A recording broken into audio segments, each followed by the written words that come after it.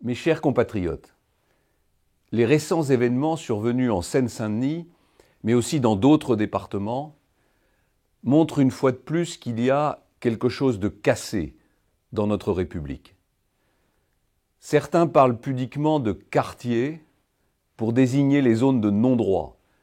Mais quand la guérilla urbaine menace, il faut avoir le courage de poser les mots sur les choses. Un casseur n'est pas un adolescent frustré, c'est un casseur. Les excités en cagoule qui caillassent les pompiers ne sont pas des rebelles, mais des voyous. Ceux qui tirent à balles réelles sur la police ne sont pas des sauvageons, mais des criminels. Si je vous parle aussi clairement, c'est parce que je sais combien vous en avez assez d'être pris en otage par des caïds d'immeubles ou de cités. Combien vous en avez assez de ce que les beaux esprits appellent des petits délits, mais qui, chaque jour, vous pourrissent la vie. Dégradation de véhicules, tapage nocturne, vente à la sauvette, occupation de halls d'immeubles, atteinte à l'autorité des enseignants ou des médecins. Combien vous ne supportez plus aussi d'être confrontés aux actes de délinquance commis par des mineurs qui se savent quasiment intouchables, parce que la loi les protège davantage que leurs victimes. Notre arsenal pénal est inadapté face à ces jeunes, le plus souvent récidivistes, qui profitent de la clémence du système. Or, l'ordre, la sécurité, ce sont des droits fondamentaux. Voilà pourquoi je propose de fixer désormais la majorité pénale à 16 ans. Nous ne pouvons pas baisser les bras et regarder sans réagir. Il en va de la sécurité de nos concitoyens, qui est l'une des premières priorités de mon programme présidentiel.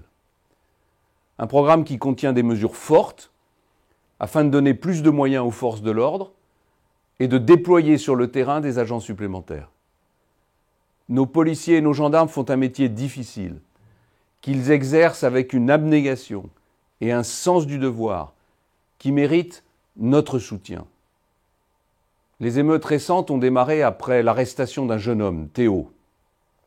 Il va de soi que toute la lumière doit être faite sur les conditions de cette arrestation. La justice est saisie et elle devra sanctionner les policiers s'ils ont fauté. Mais rien n'autorise les bandes à s'en prendre aux biens des habitants et à agresser les forces de l'ordre.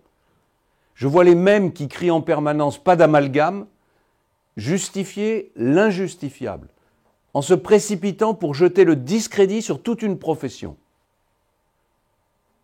Pourtant, chaque année, près de 17 000 policiers et gendarmes sont blessés en mission et en service. Une dizaine d'entre eux trouvent la mort.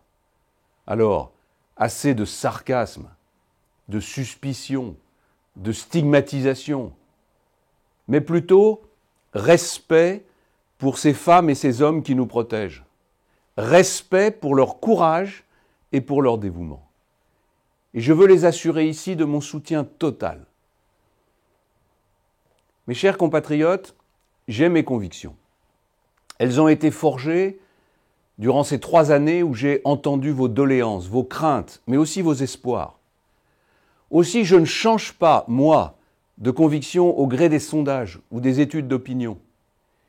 Et je demande à ceux qui hésitent à 2 mois de l'élection présidentielle, de quel côté êtes-vous? Du côté de la France qui se redresse ou du côté des illusionnistes? Du côté de ceux qui veulent transmettre aux générations futures un pays en paix, un pays de liberté, ou du côté de ceux qui recherchent l'aventure et le chaos? Ce choix vous appartient, et à vous seul. Et personne ne vous volera votre réponse. Je m'en porte garant.